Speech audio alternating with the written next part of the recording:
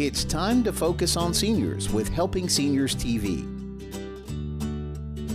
The television show designed to make you aware of senior issues and needs, as well as to acquaint you with the resources available to help you age in place and with dignity. Now, here's your host, Joe Steckler. I'm Joe Steckler, and welcome to Helping Seniors, the television arm of Helping Seniors of Brevard County. Our show is designed to provide you with information on how to develop your own aging and care plans. Our topic today is the Space Coast Center for Independent Living. Joining me today is Jill Dunham, who is the Executive Director of the Space Coast Center for Independent Living. Welcome, Jill. Thank you. Let's get, we've known each other for a long time. And not too many people have I had on the TV show, folks, that Jill used to work for me many years ago when we started the Brevard Alzheimer's Foundation. Jill was my financial person. She is now the executive director over here and doing a wonderful job with the Space Coast Center for Independent Living. And one of the purposes for doing this show today is to make our viewing audience more aware of what you do here at the Space Coast Center for Independent Living, because we have a lot of well-guarded secrets. And I think your organization is one of the most unrecognized organizations in Brevard County for what you do, and we're going to talk about that, the whole thing today. Good. So first, what is the Space Coast Center for Independent Living, Jill? What is it? What do you do? We serve people with disabilities, all ages in Brevard County. We serve Indian River County as well. We have different services to help promote independence so that people with disabilities can live more independently in their home, in the community, workplace, that sort of thing. So we teach skills, we have support groups, activities for them to help, anything from balancing a checkbook to transporting them to a doctor's, or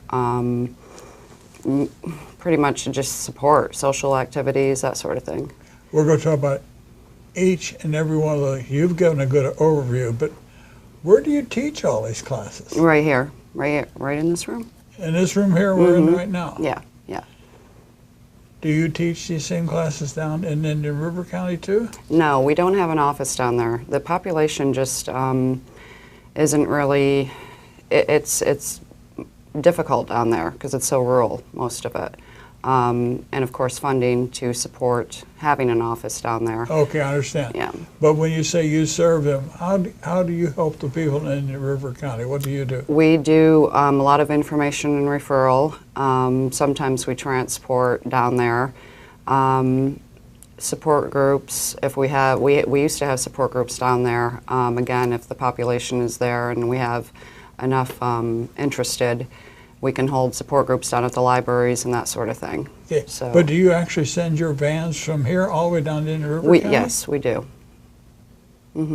Not very often, but we do. But you can do that. Yeah. That's one of the things we are going to talk about is the Space Coast Center Independent Living van transportation system, because it's an extremely well-guarded secret. We've been pretty much all over the state at different points. We've gone to Gainesville to bring people to hospitals up there, or some trips to Orlando, of course, over to Tampa. They're rare, but we do it. But you don't have an ambulance service, though. No. These are scheduled appointments. Okay. Day trips, pretty much. Okay. Yeah. But what is, I know you say you help people, but when we started helping seniors of Brevard County, of course you were one of the first persons that I talked to about what we were trying to do. And then it became apparent that there was a good fit for the two organizations, and so you invited Helping Seniors to be a tenant in your building. Have you found that since our information specialist has been here with the columns we had in our media program, has it helped increase your business also? Of course, yes. Transportation, we've had a lot of referrals from Kay. FTRI, the phones, our amplified phones, we've had a lot of referrals for that. And it's also, it's a good swap because when they come in, a consumer for a phone, my independent living specialist that sits at the front desk, she tells them not only about all of our services, but make sure they know that Kay is down at the other end of the hallway too. And there's probably 7 out of 10 times they end up down there with Kay. So Well, it's very good. It's important because I think that the Brevard County, Florida is the 24th oldest county in terms of the number of people over the age of 65 in the entire United States. We have some wonderful programs here, but I am also aware that many of the services are not really that well known to the consumer. And you and I discussed that before I even founded the Helping Seniors. We knew there was a disconnect in many of the services. Some services say they're going to provide a service, but they don't do that. And I think that's one of the advantages that we have with your organization and Helping Seniors. We're going to start to find more people that need specialized services that simply just are not well informed. No, we've actually, we were founded in 1972. We became a 501c3 in 1975. So we've been around a very, very long time. But like you said, I mean, there's not a lot of people that know about us, you know, and it's getting the word out. It's very difficult because many of the disabled individuals are low income, of course, you know, so they don't have access to, you know, the media, the social media that everybody else does. So it's very hard. We do a lot of grassroots advertising. I mean, we'll saturate the area with flyers, just, you know, handing them off at doctors' offices, senior centers, that sort of thing. A lot of it is word of mouth. So it's been very, that's probably the biggest challenge that we face, is trying to get the word out that we're here. Well, I think that's where the dovetailing of our organization comes in, and to really into prominence. Our radio show, this television show, our news Facebook page that our media director Carrie Fink has built into our system. We're revamping our website to make it more friendly. I'm just saying now because I know that Mr. Fink is listening to the two of us talk, and I'm going to say, folks, that probably in the very near future, when you go to our website and you want to know about helping disadvantaged or disabled people, you'll push a button and this show will come up. You had 4 key buzzwords that I picked off one of your information sheets, and that was information referral, independent living, advocacy, and peer support. How do you do all those things? Peer support. Those are the 4 core services that every Center for Independent Living has to do. We actually have a 5th core service that's coming on board, which is nursing home transition and youth transition into post-secondary education. But the advocacy will, let's say a deaf person goes into a doctor's office and they need an interpreter. And by ADA regs, they have to supply them with an interpreter. They have to pay for it. Yes, I'm sorry. American ADA is what it is.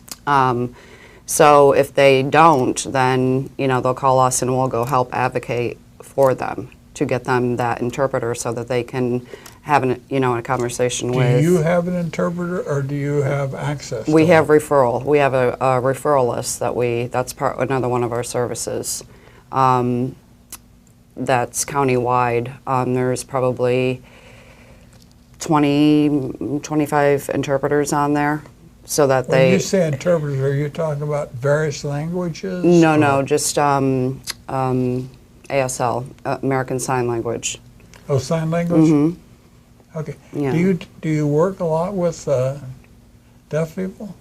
We had a deaf and hard of hearing program that was very big a couple years ago. The woman that ran it ended up retiring, but we still provide deaf services. We have assisted listening devices that we give out, or we sell, I should say. I should have brought some of that equipment in here. Doorbells, baby alarms. Wait.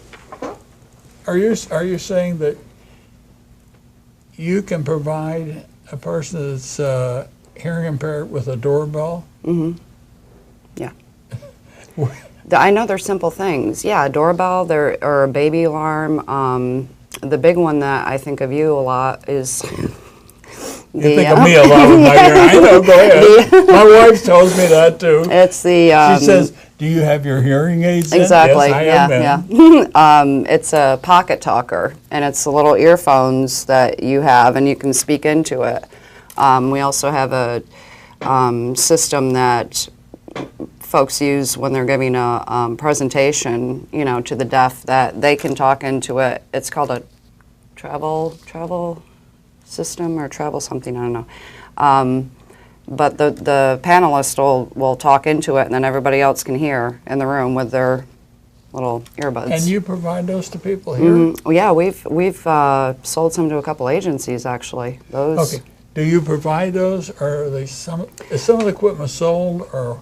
It's sold, but example, the other day we had a woman come in, probably about my age, for a phone, and she couldn't afford the pocket talkers, are $125, and she couldn't afford that. So we did sell it to her for what she could pay for it, How do you absorb that cost? We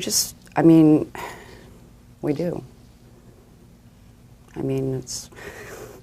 See, Jill... We're not here to make money. No, We just want to... No, but I know. This is something viewers need to understand about nonprofit organizations. Building a nonprofit organization is not the easiest thing in the world. Most people think that you get a grant and the grant pays for it. That's not true. Right. Nonprofits have to figure out how they can develop a fundraising program. They can do it through, we do it through sponsorships of our media from people that will watch these TV shows that we produce. Many of them are produced through the payments of our sponsors to do these things. But almost all of our sponsors are organizations that work with seniors or disadvantaged or disabled people, and they have a vested interest in getting good information out. Before we're about halfway through our show, and I want to be sure that we talk about some specific things. And one of them I'd like for you to talk about is your hearing impaired phone system, and the type, maybe help people understand how they can go about getting that or being tested to see if they need it. Either an audiologist. The program is run through Florida Telecommunications Relay Inc. On your phone bill every month, there's an 11-cent charge that goes towards to this foundation that supplies these phones. That's how they get their money. Did you know that? I didn't know that. Yeah, there's an 11-cent charge that helps pay for it, and you just have to be a Florida resident and certified by either an audiologist, or we do have a 10-minute, 5 or 10-minute hearing test. Okay. You can take here, and then I can certify that. Hearing aids is an automatic. If you have hearing aids, it's you're an automatic in Florida resident. That's it. And when I came out, I obtained a hearing impaired phone through this organization, and there were either 3 or 4 type phones that were available to me, and your technician had me try all the phones to see which fit my hearing loss the best, because some phones can adjust frequencies where others can't fine-tune that frequency that well. Mm-hmm. So many people don't understand that hearing loss is not just the fact that you can't hear it. Right. There's a hearing problem, but there's also a word comprehension problem. Mm-hmm, mm-hmm. So that's why it's so important for the frequencies to be right so you can comprehend what it is that you're hearing. Mm-hmm. For 25 years, I listened to one of our priests at church talk. I never understood a homily until last Sunday, or a week ago. I realized they had a special system in the church that I plugged this little thing into my ear, and it eliminated all the background noise.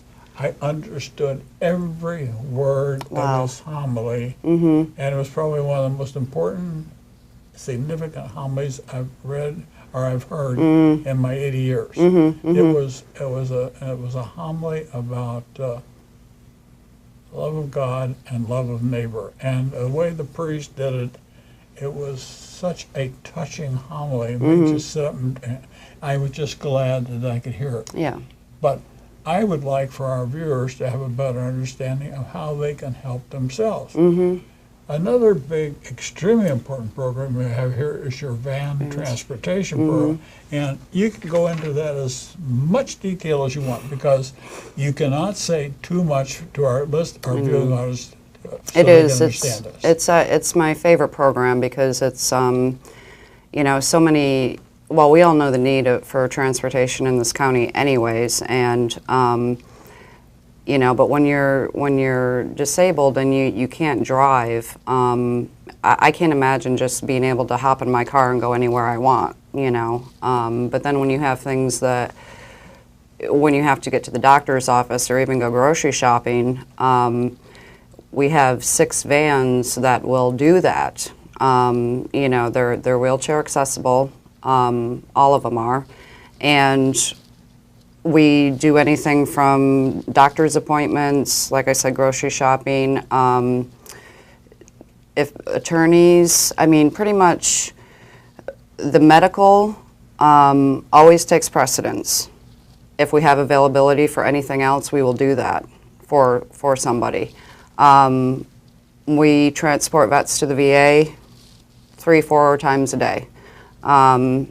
That trip anywhere, we transport them anywhere in the county is $10, flat rate, whether they're coming from Titusville or, you know, Rockledge or Palm Bay to the VA, it's $10, flat fee. Any veteran doctors, you know how a lot of you got, or they're farming out now to the doctors, local doctors, those are $10 trips too. Anything that's like VA affiliated medical is $10 as well. They don't have to be going to the VA. Does that make sense? That makes sense. Okay. Other trips are, we charge 0 to 5 miles is $5, 6 to 10 is $10, and on so every $5 increment. We have a card that after you ride 6 times, then you get a free ride. For those that use us a lot, we have our flyers that I was telling you earlier. We saturate with the area. If they mention the ad, they'll get a free ride. We just did a referral system. If they get 3 people referred, they get a free ride. So we're really trying to, you know. How in the world do you fund all that? We receive money from the Department of Transportation. They pay for 50% of it, and then vocational rehabilitation and the U.S. Department of Education pays the other half. Plus, we make it up a little bit with the little fees that we charge. So that was the part I wanted. While people pay a little bit to help defray the cost,